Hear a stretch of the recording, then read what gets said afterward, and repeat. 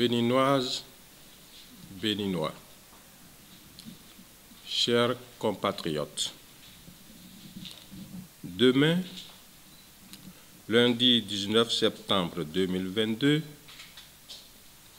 l'école béninoise offrira ses belles et attrayantes représentations à tous ses acteurs et particulièrement à sa jeunesse estudiantine. À cette épatante et solennelle occasion, qu'il me soit permis, au nom de mes collègues chargés de l'éducation, du gouvernement et de son chef, le président de la République, M. Patrice Talon, de jeter un regard rétrospectif sur l'année scolaire échue afin de mieux nous caser pour relever les défis de l'année scolaire 2022-2023. Mesdames et messieurs, il est aisé de constater de nos jours les avancées significatives de l'école béninoise au regard de ses résultats qui ne font que s'améliorer d'année en année. L'année scolaire 2021-2022 a enregistré, pour le compte des examens de fin d'année, des scores éloquents. Tenez, 81%, 85% au certificat d'études primaires, 66,46% au BEPC, brevet d'études du premier cycle, et 59% au baccalauréat. Même si beaucoup d'efforts restent à fournir pour améliorer les performances actuelles, force est de reconnaître l'effectivité d'une prise de conscience collective en considération du point de départ. Je veux parler de 2016, où notre école était au creux de la vague. Moins de 40% de taux de réussite à tous les examens et à tous les niveaux. Dans le même ordre d'idées, et au nombre des faits ayant marqué positivement l'année scolaire écoulée, nous pouvons citer l'augmentation exponentielle du nombre d'écoliers ayant bénéficié de repas scolaires chauds, passant d'environ 750 000 à 1 080 000 depuis le mois d'avril 2022. C'est dire que l'engagement du gouvernement à faire passer le taux de couverture de 51% à 75% a été tenu. Cette prouesse de l'État béninois, même si elle n'a l'air de rien aux yeux de certains, a valu un pesant d'or au plan international. Autrement, le président de la République n'aurait pas été invité à titre exceptionnel à prendre part aux travaux du Conseil d'administration du Programme alimentaire mondial PAM, tenu à Rome, en Italie, du 20 au 24 juin 2022.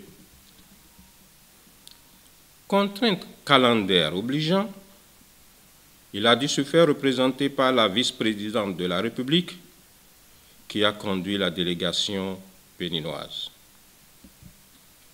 La Coalition mondiale pour l'alimentation ne sera pas du reste, puisque quelques mois avant l'invitation du PAM, elle avait fait déjà du président Patrice Talon le champion mondial pour l'alimentation scolaire. Je ne saurais passer sous silence la tenue effective du Forum national pour l'accélération de l'éducation des filles.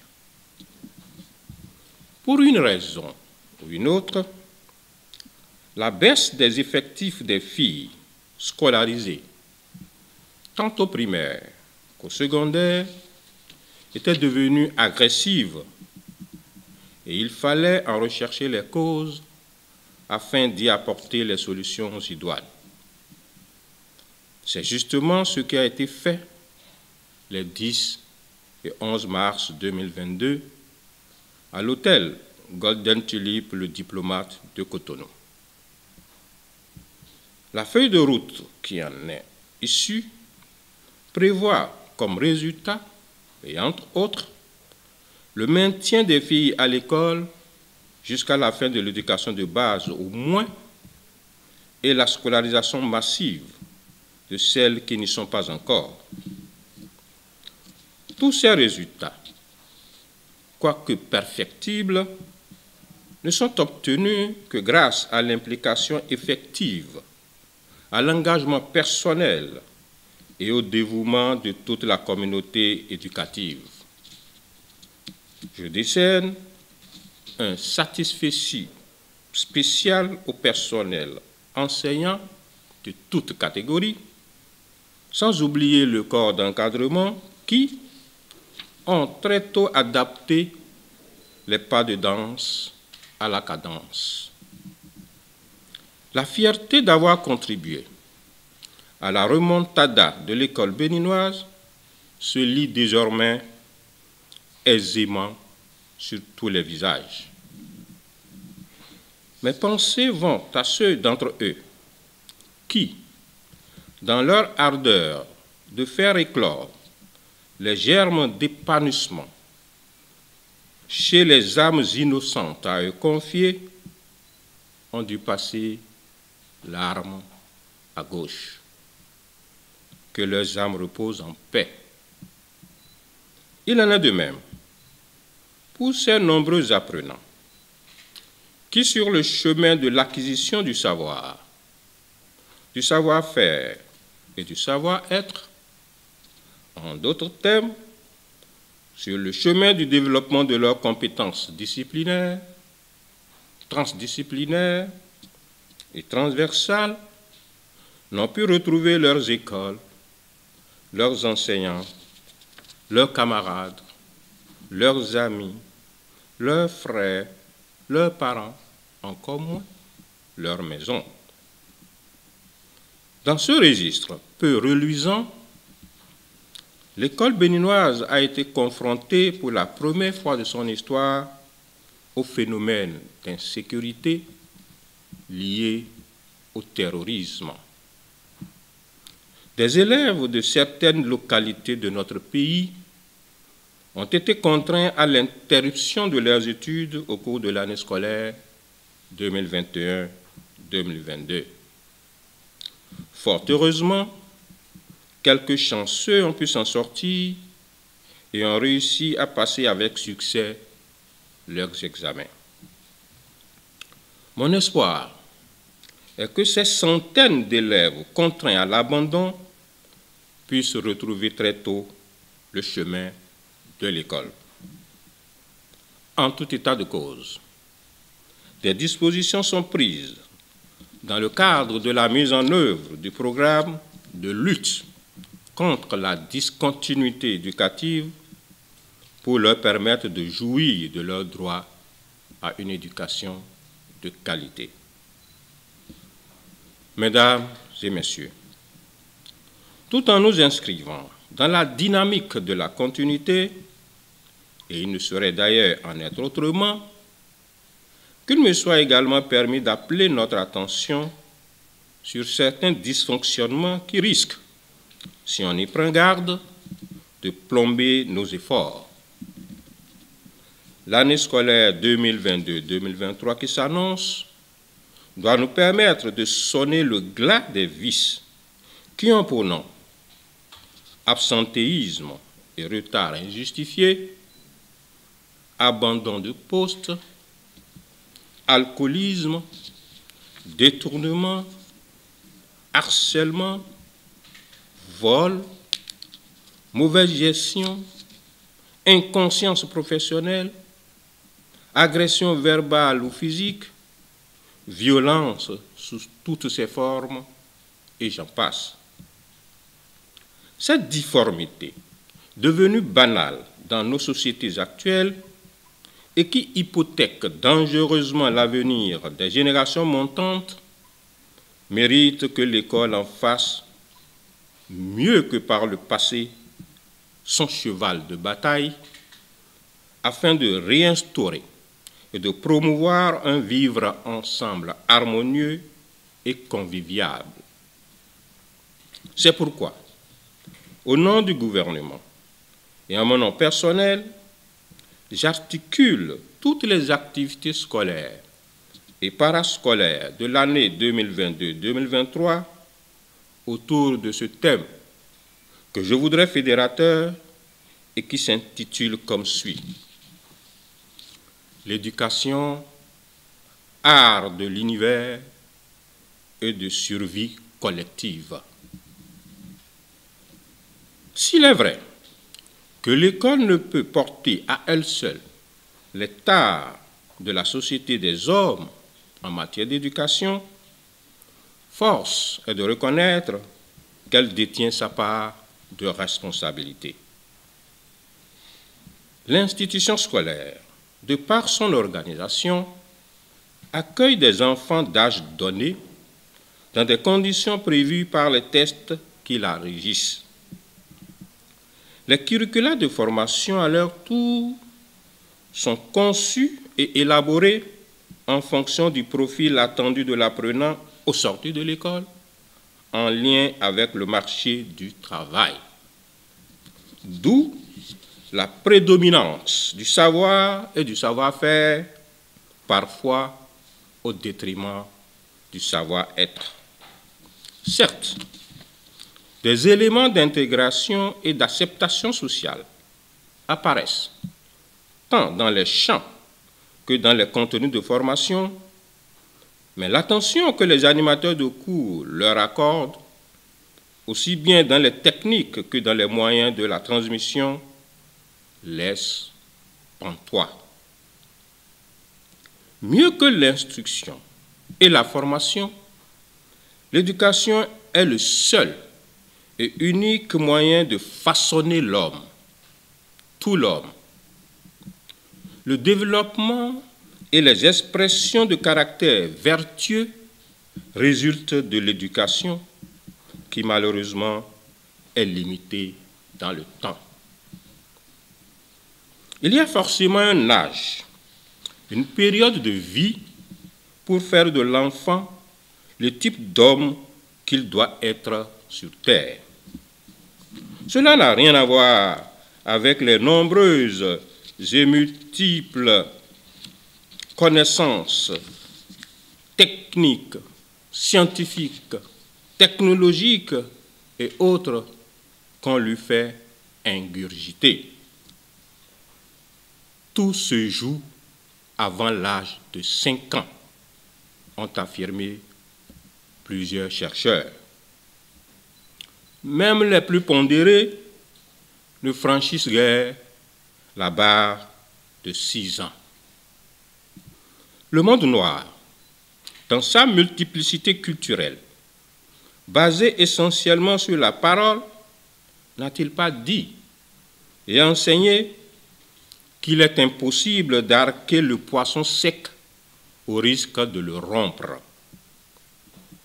Dans ces conditions, l'école doit être perçue comme la suite des familles.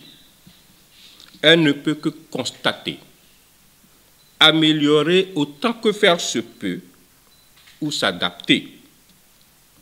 C'est d'ailleurs la raison pour laquelle il est enseigné aux enseignants stagiaires de considérer chaque écolier qu'il accueille comme un escargot. Cela n'a rien de dépréciatif. L'escargot, aussi petit soit-il, est toujours dans sa coquille et se déplace avec. Les antécédents de l'enfant relevant de l'inné ou de l'acquis constituent sa carapace. Cette randonnée rhétorique a valeur d'interpellation des parents, bref, de la famille entière, qu'elle soit mononucléaire ou élargie, et de la communauté dans son ensemble. Et comme l'a recommandé Maurice Thiesch dans son ouvrage intitulé « L'éducation portera ses fruits », prenons l'éducation de nos enfants en main dès le berceau. Plus tard, ce serait trop tard. Il y va de l'intérêt du monde entier et de notre survivance collective. Chers parents d'élèves, point n'est besoin de vous apprendre ce qui relève de vos devoirs vis-à-vis de votre progéniture inscrite à l'école. Vous le savez mieux que quiconque. Cependant, je voudrais me permettre de vous rappeler quelques-uns. La mise à disposition d'un minimum de fournitures pour leur permettre de développer les compétences attendues d'eux. Les contacts périodiques avec leurs enseignants qui vous permettront de vous assurer de leur présence effective au cours et du sérieux dont ils font montre dans leurs apprentissages. Et l'assurance d'une alimentation saine et équilibrée, gage d'une bonne santé mentale et physique. Quant à vous, chers enseignants, le métier que vous avez choisi ou que vous exercez par défaut n'est pas un métier comme les autres. En dépit des nombreuses contraintes et exigences qu'il renferme, il est indéniablement le plus beau métier du monde. Soyez donc fiers d'être l'artisan qui, dans sa moule, façonne le constructeur, le développeur et le protecteur de l'immortalité. Cela n'a pas de prix. Certes, vous avez besoin du minimum vital pour accomplir votre mission dans de bonnes conditions. L'État en est conscient et s'y emploie. À l'orée de cette nouvelle année scolaire, le mieux que je puisse vous souhaiter, c'est la santé.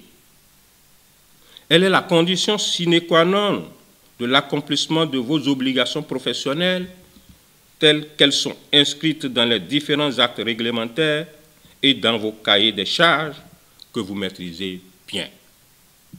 Je vous sais capable de donner le meilleur de vous-même, de surplomber les obstacles qui jalonnent votre parcours afin de faire de l'école béninoise la meilleure école de la sous-région.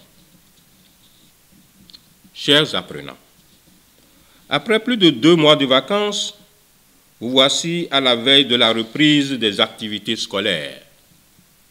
Les vacances ont été certainement belles parce qu'elles vous ont offert l'occasion de voyager, de jouer, de danser, bref, de vous distraire, ou parfois même d'aider papa ou maman dans leurs activités commerciales, artisanales, paysannes et autres. Ce temps est fini. L'école reprend ses droits. Elle vous ouvre ses portes et vous invite à la rejoindre dès demain matin. Pas d'hésitation. Tout le monde à l'école. Vos enseignants, seconds, parents, vous y attendent. Ils sont prêts à vous accueillir, à vous mettre dans de bonnes conditions d'apprentissage et à vous accompagner dans l'efflorescence des talents qui sommeillent en vous. L'État aussi n'est pas du reste. Il a mis en place et à temps les moyens devant permettre à vos enseignants de démarrer les cours dès le premier jour de classe. Et pour ceux d'entre vous qui sont dans les écoles à cantine, vous aurez droit à votre premier repas chaud de l'année dès demain. J'invite les autres à un peu de patience, car sous peu, ils seront pris en compte. Les préparatifs pour la généralisation du programme national d'alimentation scolaire et intégrée sont assez avancés et toutes les écoles primaires publiques seront bientôt couvertes. Chers apprenants, la meilleure manière de témoigner votre gratitude à l'État et à vos enseignants afin de les inviter à mieux se donner pour vous, c'est d'être ponctuel, assidu, pugnace et attentif. N'oubliez pas qu'en plus d'être l'espoir de vos parents, vous constituez l'avenir de notre pays, le Bénin. C'est sur cette note que je déclare lancer l'année scolaire 2022-2023. Vive l'école béninoise, vive le Bénin, je vous remercie.